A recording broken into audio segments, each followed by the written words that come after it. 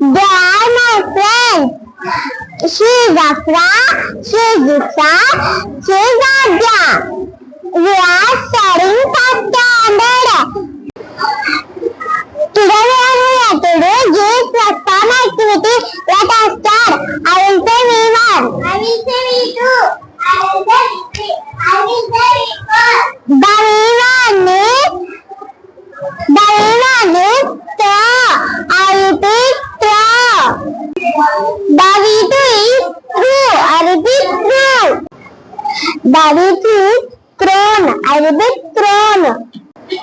The V4 is throwing. I repeat throwing. The example of V1 is I throw papas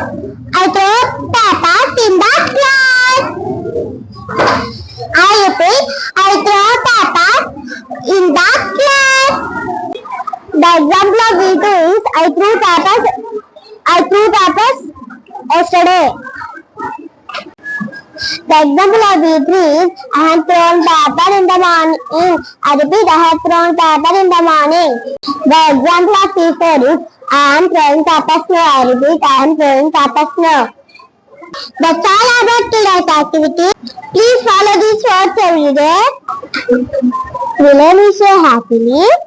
Thank you. Have a great day.